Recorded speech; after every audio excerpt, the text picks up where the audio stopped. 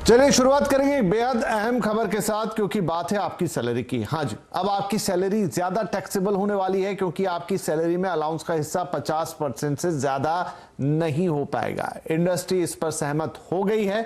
अब इस प्रस्ताव को आखिरी रूप देने के लिए 25 से 26 अगस्त को राज्यों के श्रम मंत्रियों की बैठक होगी और इसमें प्रधानमंत्री मोदी भी शामिल होंगे। इस खबर को थोड़ा और विस्तार से समझेंगे। हमारे साथ है हमारे economic policy editor Laxman Roy.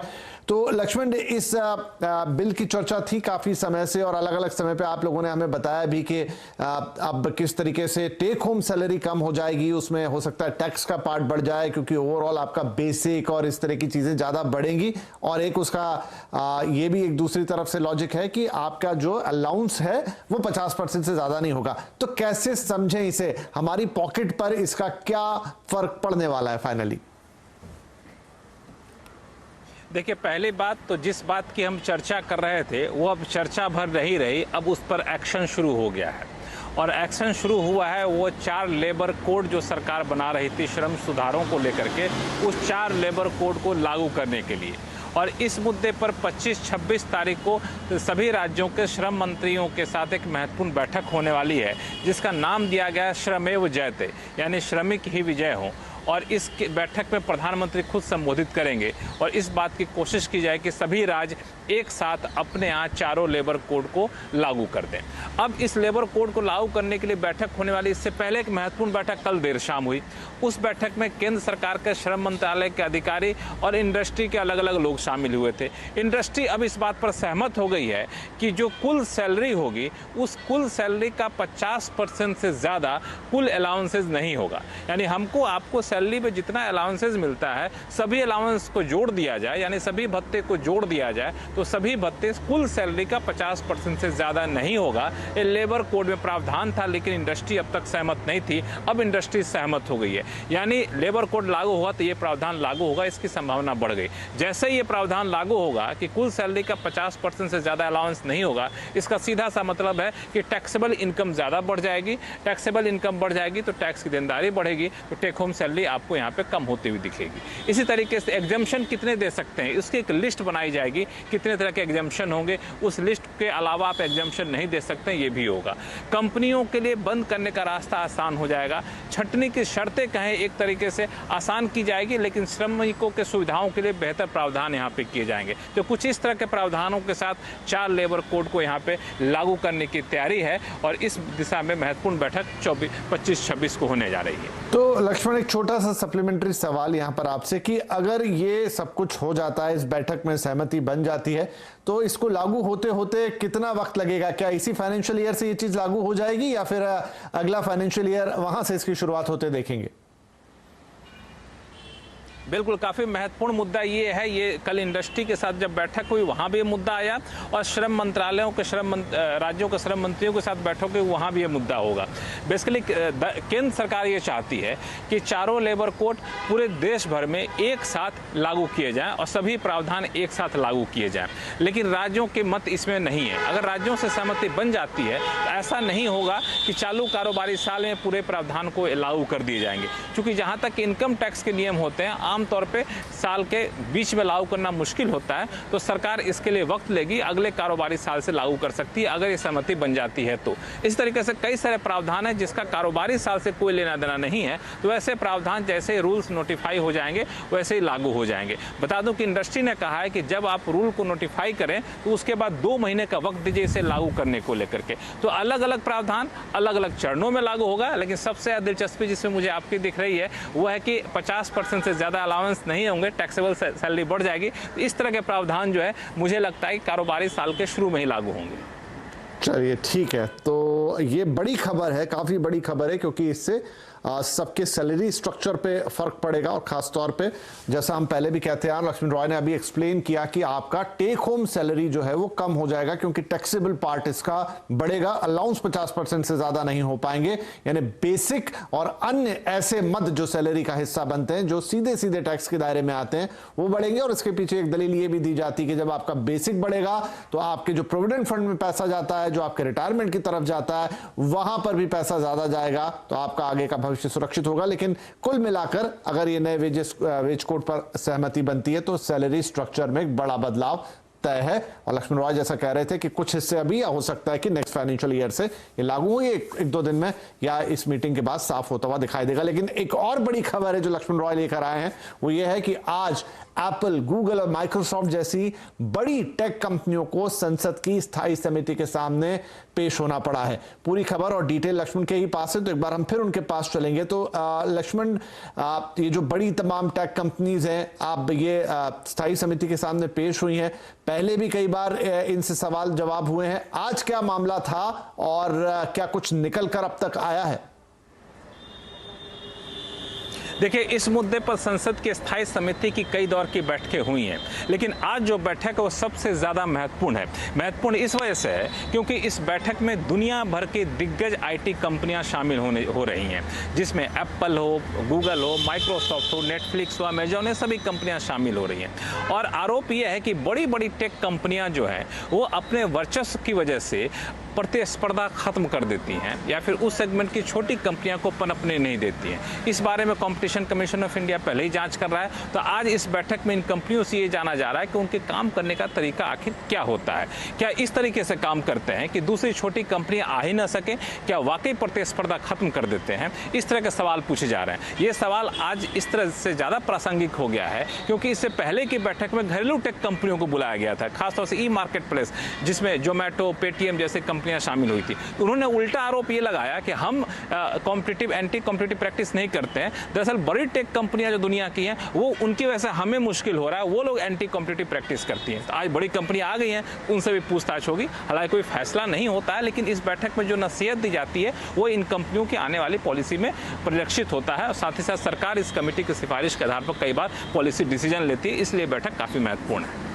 चलिए, बहुत शुक्रिया लक्ष्मण रॉय। और ये दो बड़ी महत्वपूर्ण खबर लक्ष्मण हमारे लिए लेकर आए थे यहाँ पर। एक तो आपकी सीधी सैलरी स्ट्रक्चर से जुड़ी हुई, और ये तमाम जो टेक कंपनियां हैं, क्योंकि अब हमारा जीवन बहुत हद तक ऑनलाइन हो चुका है और इन सारी कंपनियों से जुड़ा है, जहां पर मोनोपोली और ये तमाम चीजें हैं जो हमें मैटर करती हैं, वो खबरें यहाँ पर हैं। बहुत शुक्रिया इन दोनों ही खबरों के लिए। चलिए, अब रुख कर लेते हैं कुछ बड़ी राजनीतिक खबरों का। पैगंबर मोहम्मद पर विवादित टिप्पणी के आरोप में गिरफ्तार किए गए बीजेपी विधायक टी राजा को बीजेपी ने सस्पेंड कर दिया है। इससे पहले सुबह में राजा को गिरफ्तार कर लिया गया था। इसके अलावा तेलंगाना प्रदेश बीजेपी अध्यक्ष बंडी संजय कुमार को भी हिरासत में लिया गया है। दरअसल ये पूरा विवाद हैदराबाद में कॉमेडियन मुनव्वर फारूकी के शो से जुड़ा हुआ है। फारूकी के शो को लेकर राजा ने कहा था कि हम उनका शो नहीं होने देंगे। इसके लिए बाकायदा राजा ने यूट्यूब पर एक वीडियो भी जारी किया। इसी वीडियो में जब वो फारूकी के शो को लेकर बयान दे रहे थे, तभी पैगंबर मोहम्मद पर भी कथित रूप से उन्होंने टिप्पणी दी। इस पूरे मामले से हैदराबाद में बवाल मचा। विवाद बढ़ने के बाद यूट्यूब ने इस वीडियो को डिलीट भी कर दिया है।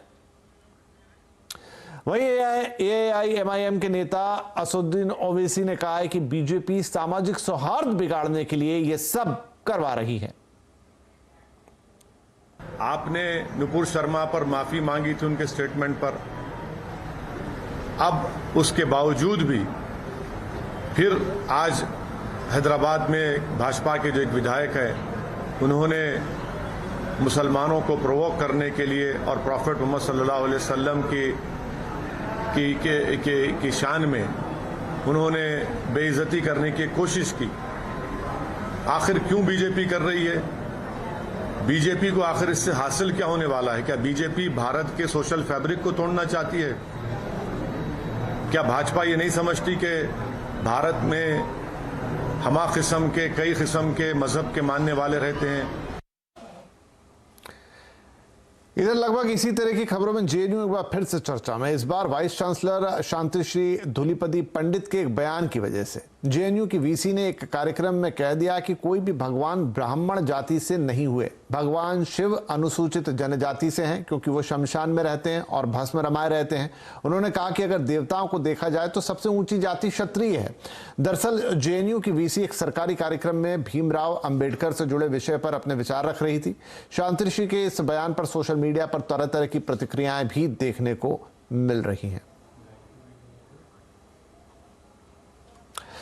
चलिए अब रुख करते हैं उन 3 बड़ी खबरों का जो आज सुप्रीम कोर्ट से निकली हैं। अब देश में सियासी दल रेवड़ियां बांट सकती हैं या नहीं, इसकी सुनवाई सुप्रीम कोर्ट की बड़ी बेंच की तरफ गई है।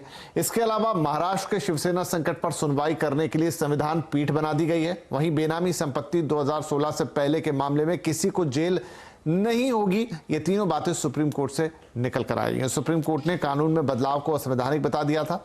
अपडेट के लिए हमारे साथ हैं हमारे 3 संवाददाता आलोक प्रियदर्शी, असीम मनचंदा। तो पहले हम आलोक के पास जाएंगे इस चीज के लिए। तो आलोक, स्पीकर के निलंबन वाले अधिकार और शिवसेना पर दावे की सुनवाई अब दोनों को संविधान पीठ देखेगी। आज कोर्ट में इस पर क्या बहस हुई और आगे ये मामला जब संविधान पीठ के पास जाएगा तो किस स्वरूप में होगा?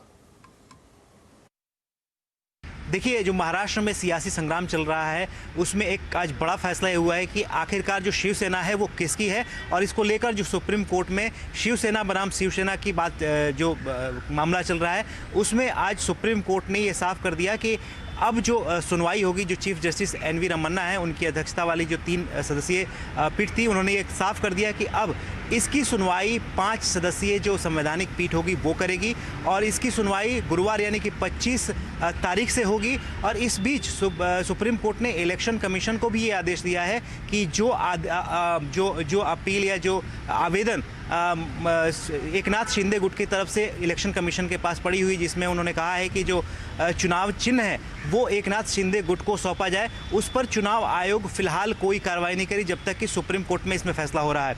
और सुप्रीम कोर्ट की तरफ से ये भी कहा गया है कि सबसे पहली जो सुनवाई होगी इस पूरे मामले में जो चुनाव चिन्ह को लेकर जो लड़ाई चल रही है उस पर होगी, और साथ ही साथ जो विधानसभा स्पीकर के निलंबन का मामला है उसको लेकर भी इस पूरे मामले में सुनवाई की जाएगी। तो कुल मिलाकर जो महाराष्ट्र की सियासत है वो सुप्रीम कोर्ट में काफ़ी दिलचस्प हो गई है, और सुप्रीम कोर्ट ने चुनाव आयोग को इसमें आगे कोई कार्रवाई करने से रोक दिया है, और सुप्रीम कोर्ट के ये जो 5 सदस्यीय जो संवैधानिक पीठ होगी अब इस मामले पर सुनवाई करेगी।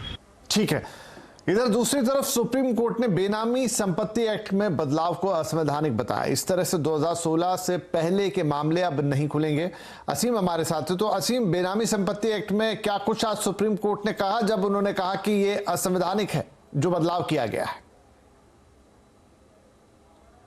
देखिए, सरकार जो है 1 नवंबर 2016 को बेनामी संपत्ति एक्ट जो है लेकर के आई थी। इस एक्ट के सेक्शन 3(2) के तहत किसी भी व्यक्ति के ऊपर कार्रवाई जो है बेनामी संपत्ति पर सरकार जो कर सकती थी, और 3 साल की सजा जो है उसको जो है हो सकती थी। और खासतौर पे इसमें कहा गया था कि रेट्रोस्पेक्टिवली जो है वो लागू होगा। तो इसको लेकर के कोलकाता हाईकोर्ट में पहले इसको चुनौती जो है वो दी गई। कोलकाता हाईकोर्ट ने जो है पिटीशनर के पक्ष में यह फैसला जो है वो दिया। उसके बाद मामला जो है सुप्रीम कोर्ट पहुंचा। सुप्रीम कोर्ट ने आज जो सेक्शन 3(2) है उसको असंवैधानिक जो है बताया। इसका मतलब कि रेट्रोस्पेक्टिव कोई भी कार्रवाई जो नहीं होगी, यानी कि पुरानी तारीख से किसी भी व्यक्ति के ऊपर बेनामी संपत्ति एक्ट के अंदर कार्रवाई जो है वो नहीं होगी। तब खासतौर पे उसके बाद से नोटबंदी जो हुई थी, 8 नवंबर 2016 को नोटबंदी हुई, तो नोटबंदी के जो केस है वो बेनामी संपत्ति एक्ट में चल सकते हैं, लेकिन उससे पहले कोई भी केस जो है वो बेनामी संपत्ति एक्ट के अंदर जो नहीं चल सकता। सुप्रीम कोर्ट ने साफ तौर पर कहा ये पूरी तरह से असंवैधानिक है और इसको पूरी तरह से खारिज जो कर दिया। शुक्रिया असीम आपका भी और आलोक आपका भी। तो 2 बड़े अपडेट जो कि आए थे सुप्रीम कोर्ट से, उसमें एक अपडेट और ये भी है कि जो चुनावी रेवड़ी का मामला था उस पर भी आज सुनवाई हुई करीब 45 मिनट तक सुप्रीम कोर्ट में, लेकिन अब उसे कल सुनवाई की बात कही गई है, और साथ में यह भी कि उसको भी बड़ी बेंच को रेफर किया जा सकता है। आज भी कई दलीलें इस मामले में आई। चलिए यहां से हम आगे बढ़ते हैं। दिल्ली में नई आबकारी नीति में कथित घोटाले को लेकर बीजेपी और आम आदमी पार्टी में बुरी तरह से ठन गई है। मनीष सिसोदिया की मुश्किलें भी कम होने का नाम नहीं ले रही हैं। सिसोदिया को असम के कामरूप की सीजेएम कोर्ट ने समन भेजकर 29 सितंबर को तलब किया है। सिसोदिया के खिलाफ असम के मुख्यमंत्री हेमंत बिस्वा शर्मा ने मानहानि का केस दायर कर दिया है। वहीं दूसरी तरफ आम आदमी पार्टी ने बीजेपी पर विधायकों को करोड़ों का ऑफर देने का आरोप लगाया है। आपका कहना है कि दिल्ली में बीजेपी का ऑपरेशन लोटस फेल हो गया है, तो बीजेपी ने कहा है कि केजरीवाल ईमानदारी और बिरादरी की नहीं बल्कि आबकारी नीति की बात करें। तो दिल्ली में शराब के सवाल पर क्यों मचा है इतना बवाल? आज आवाज अड्डा में इसी पर एक बार फिर से करेंगे बड़ी चर्चा। शाम 7:57 पर शराब पर सवाल, ऑफर पर बवाल। जरूर जुड़िए हमारे साथ। चलिए, ढेर सारी खबरों के बाद अब रुख करेंगे बाजार का। लगातार 2 दिनों की गिरावट के बाद आज बाजार में तेजी रही। सेंसेक्स 257 पॉइंट्स की बढ़त लेते हुए 59,031 पर बंद हुआ। वहीं निफ्टी 87 पॉइंट चढ़कर 17,578 पर पहुंचने में कामयाब रहा। मिड कैप स्मॉल कैप शेयरों में आज खरीदारी रही। ऑटो मेटल पीएससी शेयरों में शानदार तेजी का दिन था। वहीं बैंकिंग फार्मा इंडेक्स आज बढ़त पर नजर आया। आज के कारोबार में आईटी और एफएमसीजी शेयर दबाव बनाने का काम करते हुए नजर आए। 28 अगस्त को जेईई एडवांस की परीक्षा होने वाली है, लेकिन लगातार 9 सालों से मेंस के बाद एडवांस देने वाले छात्रों का अनुपात घट रहा है। तो क्या है इसकी वजह और कैसा है आज के इंजीनियरिंग करियर का नक्शा? इसी पर आज कंज्यूमर अड्डा में होने जा रही है बड़ी चर्चा। जेईई एडवांस घटता शाम 5:57 पर जरूर देखिएगा। वेलकम बैक, आप देख रहे हैं आवाज समाचार और अब लेंगे बारिश का जायजा। लगातार हो रही बारिश से देश के कई राज्यों में मुसीबतें बढ़ गई हैं। फिलहाल सबसे ज्यादा बुरा हाल मध्य प्रदेश और राजस्थान का है, जहां हर तरफ पानी ही पानी नजर आ रहा है। राजस्थान में 12 से लेकर सीकर तक आफत की बारिश ने लोगों की मुश्किलों को बढ़ाकर रख दिया है। इधर राजस्थान की बूंदी और कोटा में बारिश और बाढ़ के बाद कल तक के लिए स्कूल बंद कर दिए गए हैं। इधर मध्य प्रदेश में 2 दिन में हुई जोरदार बारिश के बाद विदिशा की कई बस्तियां जलमग्न हैं। शहर का सड़क संपर्क टूट चुका है। हमारे सहयोगी मनोज शर्मा ने विदिशा में नाव में बैठकर डूबी बस्तियों का जायजा लिया। मध्य प्रदेश के विदिशा का ये नजारा है। देखिए किस कदर पानी भरा हुआ है, पूरी बस्तियां जलमग्न हो गई हैं और यहाँ पर निचले इलाकों में एनडीआरएफ एसडीआरएफ की टीम लोगों को निकालने में लगी है। यहाँ पर जो मुकेश टंडन है वो भी लगातार यहाँ लोगों के बीच में जाकर किसी घरों में अगर लोग तो नहीं है उनको निकालने के लिए काम कर रहे हैं। सुबह से कितने लोगों को निकाल चुके हैं आप? लगभग 150 लोगों को तो हम अभी तक निकाल चुके हैं। सुबह 5:30 बजे से रेस्क्यू चल रहा है ये, और रात में भी देर रात तक चला था। और लोग घरों में एकदम अचानक पानी बढ़ने के कारण लोग घर छोड़ नहीं पाए अपने, और पानी तेजी से आ गया। इस कारण ये परेशानी बढ़ी है। ऐसी आपदा पहली बार विदिशा शहर में आई है कि इतने कम समय में इतने तेज गति से पानी बढ़ा है। ऐसी आपदा विदिशा ने पहली बार देखी है। देखिए पानी पानी, सिर्फ हर तरफ जहां निगाह डालिए आपको पानी नजर आएगा। और लोगों के जो घरों के अंदर पानी घुसा हुआ है और लोगों के इस नुकसान का बाद में आकलन होगा। लेकिन अभी बड़ा सवाल लोगों की जान है, जिस काम में प्रशासन लगा है कि लोगों को सुरक्षित बाहर निकाले और उनके पास जो फौरी तौर पर जो मदद की जा सकती है वो मदद की जा सके। तो विदिशा ही नहीं, देश के और भी कई ऐसे शहर हैं, इलाके हैं जहां पर पहले कभी इतना पानी नहीं देखा गया था। चलिए एक एक्साइटिंग खबर आपको बताते हैं। नासा ने एक बेहद थ्रिलिंग आवाज का रिकॉर्ड जारी किया है। जी हां, अब तक अंतरिक्ष के जिस ब्लैक होल को गूंगा माना जा रहा था वहां से एक बेहद डराने वाली आवाज आती है। पहले ये आवाज सुनिए।